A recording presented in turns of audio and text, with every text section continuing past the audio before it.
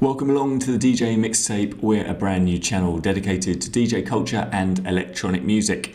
Today we're going to be focusing on live streaming your DJ mixes, and in particular we're going to have a quick look at the legalities surrounding copyright and which platforms are offering the best options to DJs right now.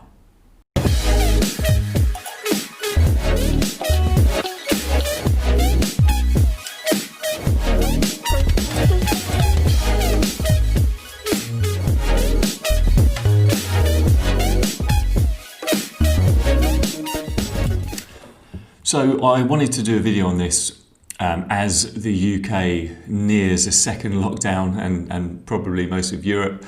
Live streaming was a big thing for DJs during lockdown number one. I can't believe I'm saying lockdown number one. We saw a lot of online DJ mixes going up on various platforms, and I just wanted to have a run through really of some of the main platforms. Also check your experiences of using them. Maybe you're a pro DJ who's used to streaming live. Let us know which platform you use. So I wanted to just have a quick run through of some of the common platforms, see if anyone else has different experiences than us to using them. I'm going to run through YouTube, Facebook, Instagram, I guess they're kind of the same thing, and Twitch. And lastly, Mixcloud Live. And as we said before, please do jump in the comments if you've had different or similar experiences to us using these platforms. So YouTube was the first one we just wanted to go through. And remember, we're looking at this kind of with one eye on the legality of streaming your mixes, because I'm sure a lot of you have had issues with your mixes being removed or getting blocked or getting warnings and that sort of thing on the various platforms that you're using. So hopefully this might be able to shine some light on this topic of streaming. So YouTube, I guess, is the original copyright Nazi, isn't it, really? Been around the longest, I guess, from all those social media platforms. And YouTube has really kind of changed its sort of framework around copyright back in 2013. I think was when the ID content thing got introduced, and that's when people were, YouTube were being put under pressure by copyright owners, demanding that their stuff get removed from the platform because channel creators were uploading stuff that wasn't theirs. So YouTube were put under a load of pressure. They released this content ID where copyright owners could claim content back and see who was using it and that sort of thing. And it resulted in a lot of videos just getting blocked outright, and even worse, people getting strikes on their channel and their channels removed and that sort of thing. Now, it's quite interesting because in the last couple of years, YouTube have been working closely with copyright owners and content creators to kind of get a bit more sort of synergy and understanding and clarity, and I guess a kind of more of a shout for fair use with copyright material as well. Particularly in the last year, I've noticed now that copyright owners have been given more options as to what they can do when their content has been flagged as being used. They can obviously choose to do nothing. They can choose for something to be blocked, or they can choose for their content to be monetized. So the creator loses monetization of the video. That monetization then goes to the copyright owner. That seems to be what's happening more and more, and particularly in the last kind of 6 or 12 months, I've noticed a lot more stuff just being available on YouTube without being pulled down, which is really interesting. Really interesting to see where they're going to go, because it's obviously a work in process, and I know that there's loads of legal wranglings going on, particularly between the major record labels and YouTube, because of abuse that's gone on with copyright in the past. But this sort of inclination to demonetize a video rather than block it is a really interesting kind of move, I think, and it could sort of pave the way for a different kind of framework with copyright and social media, I think. So I guess it's a watch this space with YouTube, but yeah, I have noticed more mixes, more DJ mixes being posted up onto YouTube of late. So that, very interesting. So let's move on, and I guess the next one's also quite interesting. That at the beginning of lockdown, so we're looking at sort of March 2020 time, there was a kind of a boom in DJ mix groups on Facebook. You probably noticed it if you're active on Facebook and you like searching out those kind of things.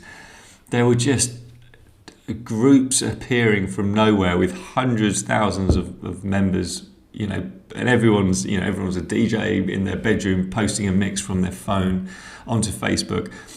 Now, this had a whip in the tail of this because Facebook put a lot of pressure on by a lot of the major record labels and were basically demanding that they took responsibility. Now, at the beginning of May of lockdown, when it depends whether you were listening to this, so 2020, users started to get blocked, or uploaders of DJ mixes started to get blocked, which was the first kind of time that Facebook have actually been this draconian with what they're doing. And then it really, they hammered it home, and Facebook became not a place to be hosting your DJ mixes. So this led to DJs finding other platforms, I guess, didn't it? I know loads of people who were uploading to, like DJ Mixes Now group and all those kind of mix groups. Subsequently, most of them, they didn't get shut down, actually, funnily enough. I think users just got blocked, but the groups stayed there. I had a quick flick through today on Facebook, and a lot of these groups are still, posting up DJ mixes from their members. But they tend to be either the slightly more underground tracks. They're not uploading Rihanna, or if they are, it's some kind of bootleg remix version that hasn't been licensed or whatever. So people are still getting around the algorithms on these social media platforms and playing lesser known music or bootlegs or sort of remixes that aren't licensed. It seems to be a way that a lot of DJs are getting around it. So if you're a Facebook uploader and you upload or stream DJ mixes, let us know how you go about it, whether you're trying to beat the algorithm and kind of do it that way, or whether you just upload and you don't have any problems with it. Let us know. I haven't tried to put anything on Facebook for a long time. Anyway, so the Facebook thing signaled a move to a different platform, and for a lot of DJs, that platform was Twitch. Now, Twitch is a very poignant topic right now because they're right in the middle of a massive copyright saga, shall we call it. A couple of weeks back, so late October 2020, the DMCA, have I got that right? Is it DMCA? The Digital Millennium Copyright Act. I think that's right. Anyway, this is the kind of arbitrary group who police the internet for copyright, basically. They issued loads of copyright strikes to Twitch. And Twitch, rather than sort of take responsibility for its own platform, just passed those copyright strikes straight over to the content creators and said, you deal with it, basically. And this has kind of put them in a bit of a bad light with a lot of users because not just people who are streaming DJ mixes, you've got a load of kids with video game channels that are worth billions, suddenly realizing that their channel's gone missing, and so it's caused a bit of an outcry. Recently, as in this week, Twitch have basically started a second round of DMCA takedowns, and this has led to people losing their channels. So this is really poignant. It's happening right now, and there's going to be a massive fallout from this with content creators and the platform, losing respect and users by the millions every day. So yeah, again, this is a really interesting one. So I'm watching this quite carefully. Not that I have a vested interest in Twitch. I actually don't really use the platform that much. I've just been reading around it, as I'm pretty interested in this whole sort of copyright saga and how it's shaping out at the moment. Again, if you use Twitch, please let us know your experiences as a platform for streaming DJ mixes. Maybe your experience with it now is a bit different to a couple of weeks ago. So lastly, and I had to include this because I think it's really exciting, and this might be the silver bullet that we've been waiting for. Now, most DJs will be very familiar with Mixcloud. Mixcloud really was the first platform that offered a fully legal hosting platform for long-form music, so for DJ sets, for podcasts, that kind of thing. And the way it split the money was that its algorithm could recognize the music and redistribute the subscription fees back to the artist or copyright holders. So it's a great kind of model for business within music. So Mixcloud Live have recently Mixcloud have brought out Mixcloud Live, which is a live streaming platform for DJs, and it is 100% fully legal, so it claims. I haven't got into actually streaming anything live on Mixcloud Live, but I highly recommend heading over to Digital DJ Tips, who are an online font of knowledge for DJs. It's a great channel. They've got some good videos, and they do a review of Mixcloud Live. So head on over to Digital DJ Tips.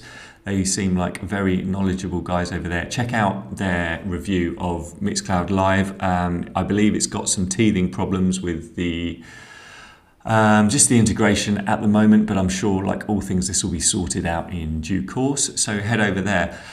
So they're the four main platforms that I just wanted to briefly run through.